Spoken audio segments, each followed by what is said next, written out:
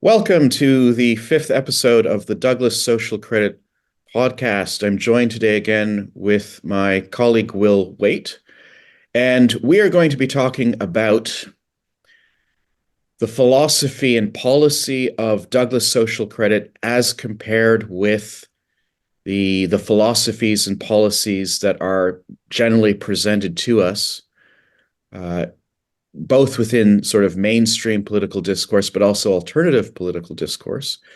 Because we believe that Douglas social credit is exclusively unique. Douglas social credit believes that the individual is more important than the group, that groups, associations, institutions exist for one reason and one reason only, and that is to serve the individual, not the individual understood as an abstraction, but each and every concrete individual person should benefit to the maximum extent possible from his association with others, whether that's economic association or political association or cultural association. And while there is a place for authority and there is a place for hierarchy and administration, all of that is supposed to serve the decentralization of power, the the decentralization of control over policy, so that people are afforded the political, economic, cultural facilities that they need to survive and flourish, and they are free then to decide how they want to make use of those. And so we stand fundamentally for the decentralization of power to the maximum extent possible that is consonant with or compatible with a fully functional society. So it's not anarchism. We're not talking about a free for all, but we also want to sort of distinguish where Douglas social credit lies as opposed to the two main alternatives that the powers that be offer us. One is some form of collectivism, so that could take the form of communism, fascism, national socialism, etc., and various iterations of those. Or the other thing that's offered to us is some sort of radical extreme individualism, libertarianism, Whiggism, etc., where the message is that government is bad, government's intrinsically evil. Uh, we just need to restrict the government, have much less government, and then everything will be fine because the free market, both in economics and I suppose the free market of ideas, will somehow magically take care of everything, and we'll reach the best possible society that way. And I think it's important, it's absolutely vital for people to understand that the plutocrats who run this planet, they control both sides of the dialectic. So both the radical individualist side that tends to be represented by libertarians, Whigs, what used to be called Whigs, and the collectivist side, they're two false answers to the problem. And if you only conceive of your range of options as existing between those two extremes, you are going to be locked into a false paradigm, and you'll never get at the truth. You'll never be able to solve the problem because the truth is actually beyond that false paradigm. And we can look at the conventional economic spectrum between laissez-faire capitalism and Marxist socialism on the one hand, or the conventional political spectrum as well, where totalitarianism versus, let's say, anarchism. These are false ways of conceptualizing the range of political and economic options, and insofar as the current system tries to lock people into that, uh, Well, we'll never I be think able it's to a solve. way. Sorry. Go ahead. Look, I think it's a way of limiting possibilities, isn't it? Because because the logical conclusion of either one is subordination of individuality to the group. Either way, wherever it goes, that's what you're going to wind up with, and you're going to wind up with. And we're seeing this all over the world now with centralization of power, Right. either in the hands of private enterprise or the state, or a combination of the two. Like, what's the difference? I mean, we're seeing this, I've been looking a little bit at what's happening in Ukraine, and these large tech monopolies are heavily involved there with the state in instituting this sort of super surveillance state, which is kind of a forerunner, I think, to what they want to do elsewhere in the world. Now, this is kind of an evil amalgam of of free enterprise in the form of Google and Microsoft and so on, and of course the military industrial complex, which is heavily involved in Ukraine at the moment. Mm. So you Yeah. know, this is how it winds up. Right. So I if think. we can pick on the libertarians just for a moment, uh, their ideology, as it's commonly defended, seems to be, for example, in the realm of economics. Well, we'll just have unregulated markets. We'll uh, limit or eliminate government regulation, government interference in the market, and the market will deliver automatically. Will deliver the best of all possible worlds.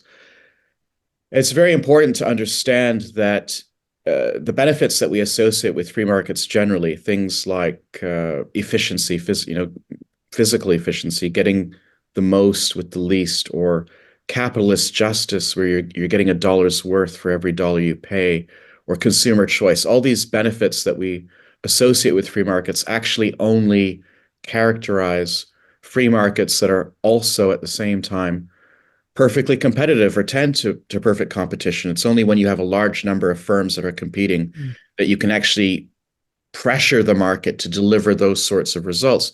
If you've got oligopoly or monopoly markets, then they can be free markets, but you're not going to have any of those benefits that people associate with the free market generally. So what ends up happening, and I think you're quite right, is if you adopt this sort of ideology in the realm, or insofar as you adopt it in the realm of economics, you end up with a situation where you have the law of the jungle, right? So those who are strongest, those who are wealthiest, those that are most powerful will be in a position to monopolize things and impose their own policy on the rest of the population. And then you still have the centralization of power, except it's a centralization of power in private hands. And the average individual, yeah, they might have freedom in some theoretical sense, but in practical terms, to survive, they will have to placate the monopolists and the oligopolists. And so they don't really have freedom in any meaningful sense, right? And so it's just fascinating that in the name of freedom, No, and I think there's for a long time. yeah, in the name of freedom, the libertarians are actually advocating for policies that will centralize power and result in enslavement. I mean, this is the irony of it, and this is why Mm. it's quite dangerous, really. For a long time, though, I think there has been an element in the elite business community, if you want to refer to them like that, which has acknowledged the advantage of political access. Mm, This is the lobbyists in Washington, and like does the free market ethos take this factor into consideration?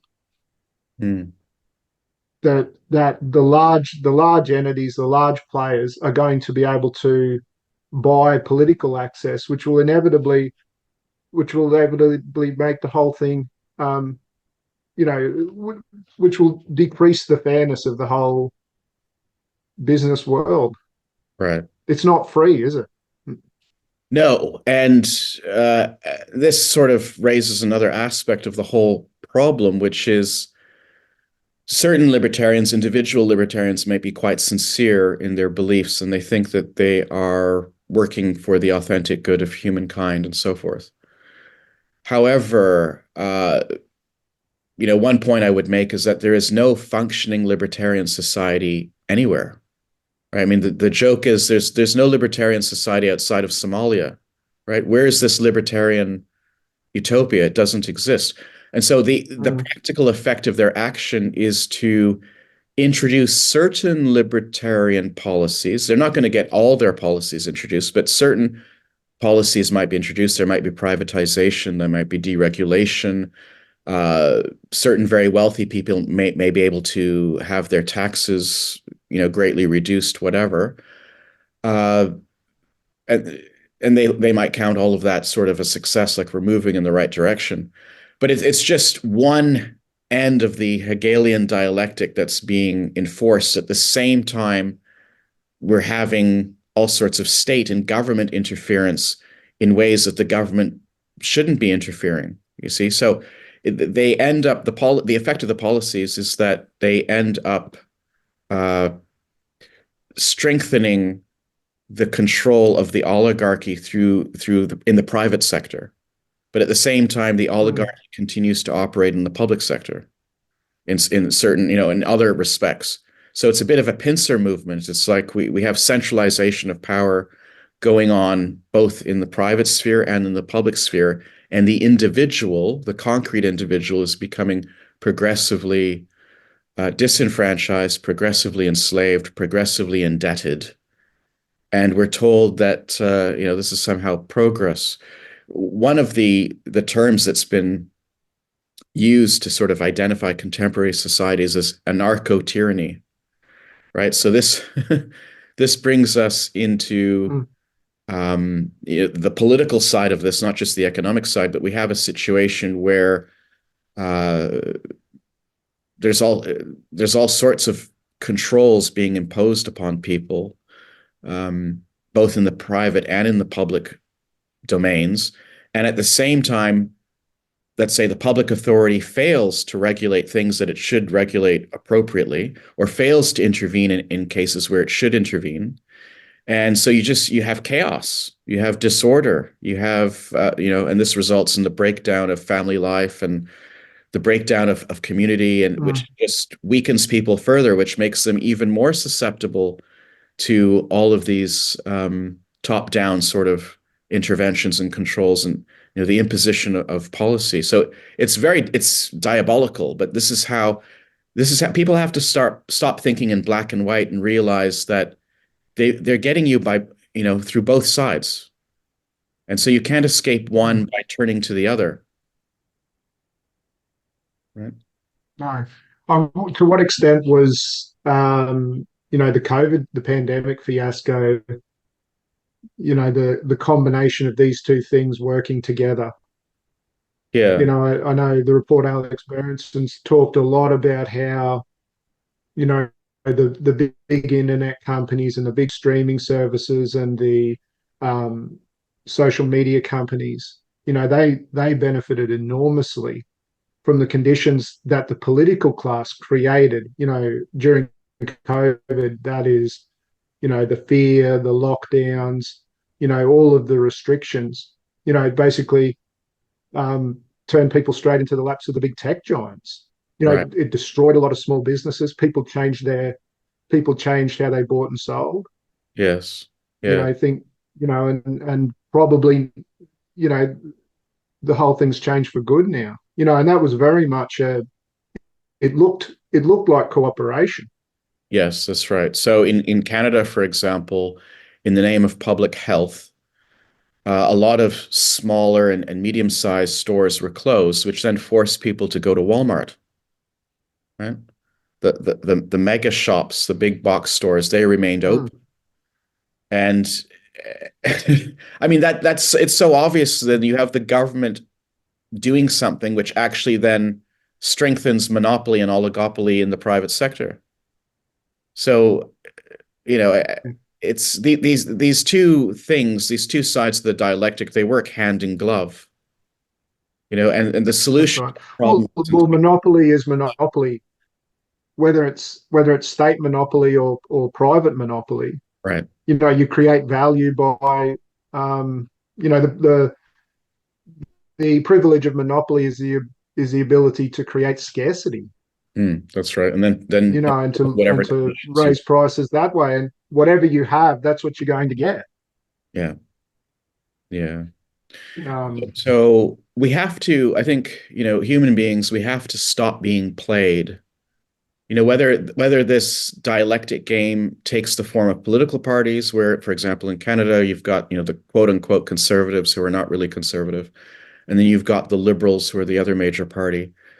Power is shared between them, election after election. So the liberals are in power now. They might be in power for 10 years or so. People get sick of them. There's corruption, whatever. They oppose their mm, policies. We're supposed to live in a democracy, but we have policies being imposed on us.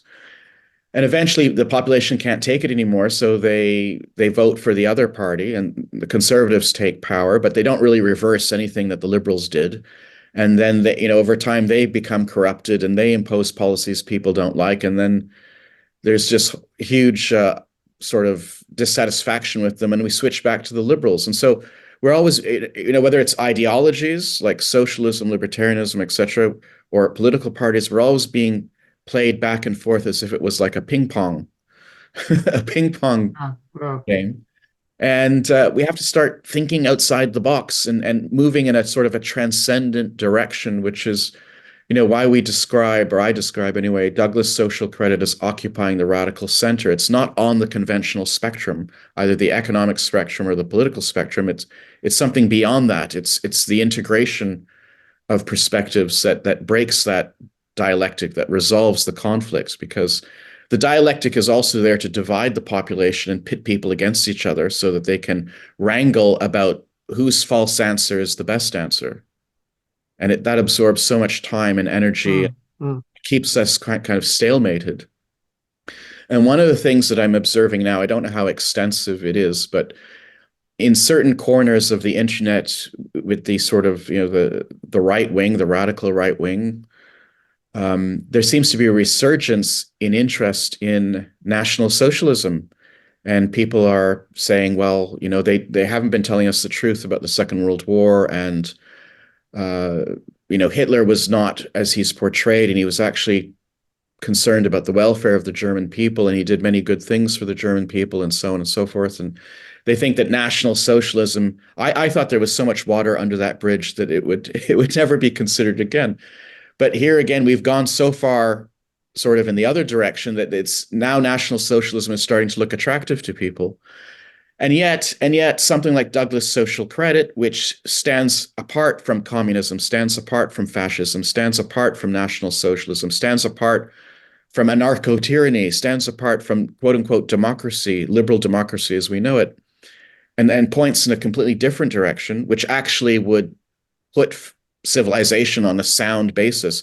No, no, no. We can consider every possible solution, every possible regime, but never Douglas social credit. Not the thing that yeah, actually would solve mm, the issue. So, we need the decentralization of power. We need to move in the opposite direction to monopoly and oligopoly. And we need to emancipate the individual from any kind of illegitimate group domination. There is a place for legitimate authority. There is a place for the individual to have a sense of responsibility to the community. But that's sort of the pretext for that is that the community is actually properly designed and is serving the best interests of its members. sure, sure. Yeah. Yeah, it's funny. I mean, I suppose that there are a lot of conditions that have been, I would say, engineered in the world, which would cause something like National Socialism to look more attractive to people. Mm. I mean, one of these, of course, is the this immigration issue, which is all over the Western world now. People are very concerned about it, especially in Europe, where it's been going on for years. And I think the Americans are getting a taste of it now too. Mhm. Like there's sort of one can understand why people are looking back at these at Nazism, going, oh, you know maybe there's something there Yeah, yeah. So I think because I think what happens is, like in the case of Europe, uh, the Whigs and the collectivists, the sort of the the socialists have been promoting mass immigration for many, many decades. And now that you've got all sorts of dissimilar people, dissimilar religions living within, let's say, France, Germany, or the UK, it now that they can, the same powers that be, the oligarchs can start funding, promoting, more traditional right-wing views, and in the hopes that they can have conflict. They import the dynamite and then they light the match. And Mm. and Sure. still, Yeah. Yeah. until we can think beyond, I mean, they're playing chess with us, and until we can get smart Mm. enough to see the game that's being played, it's divide and conquer. Okay. Yeah, so it's I think the message we want to get across really is that, and this is no exaggeration, and we've kind of, I think we social creditors have sort of failed in insofar as we have not loudly proclaimed the genius of Douglas and the correctness of social credit to the wider world. But honestly, this is my honest assessment. All the answers, political and economic, philosophical, they're all in Douglas. It's all there. Mm. Yeah. He was a genius, and he put his finger on what needs to be done to ensure a happy, healthy, stable, peaceful, cooperative, constructive social order. Mm. And so people need to study his work, need to digest it, and then they need to spread knowledge of it. All these other things that we see coming at us, it's all nonsense. It's all ideology. It's all false answers that are promoted because they serve some hidden, powerful, vested interest. That's right. That's right. The ethos of the free market seems to imply that if we just got our trading arrangements right, all everything else would follow. Government would be in its right place. There would be no unnecessary interference from government, and the market would somehow magically work its way out. These companies, these big companies that have been driving for monopoly influence, would suddenly somehow cease Mm, to pursue power in that way, and perfect competition would make us all healthy and happy. mm. I don't think it's comprehensive enough to just Right, say that we if we get a free market, whatever that looks like, then all else will follow. right. And as many of us have noted, those sorts of ideologies, while they're never perfectly or completely implemented in the real world, I don't think they're meant to be. They're nevertheless supported vehemently by certain sectors of the population because if you are high up in the socioeconomic pyramid and you're a business owner of one type or another, not a small business owner, but you've got maybe shares in multinational, transnational companies, that sort of ideology is going to serve your interests, but it doesn't mean that it's Oh, serving the common good. no, Yeah. You've in Australia, you've had 30, 40 years of neoliberalism. Is the average person better off? Probably not. Most assuredly no. not. You know, Well, they're more indebted, that's for sure. are more They've indebted. got to they've got to Yeah. work harder, They have to or at work least harder. longer hours. Yeah. Both husband and wife both have to work in many cases Right. just to have an ordinary life. Yeah. So in which possible world is this freedom? What kind of freedom is this? Mm, When people used to be able to live off of one income and that was sufficient to provide for needs. University mm, wasn't the sort of thing that caused people to get into massive debt that they could never pay off.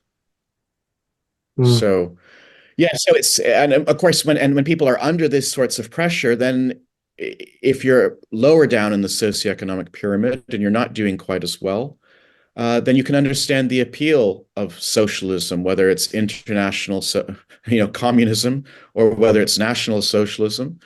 And this mm, is what happens. The errors, the flaws in both sides ends up provoking a reaction, an understandable mm, reaction, and we go back and forth like ping pong balls and everyone gets dizzy, but there's never any real resolution. And so, again, what we want to stress is there is a way out of this sort of interminable maze of conflict and contradiction. And the answer is Douglas social credit, right? It's all there. So we need to try something that's never really been consistently tried, and that is we need a policy of decentralizing economic and political power. No, no, I think we wind it up there, Oliver. It's Yes, all probably right. enough. Um, you can find us at socred.org or at www.peoplescredit.com.au. It's all the information that you need is there. And until next time, thanks for listening.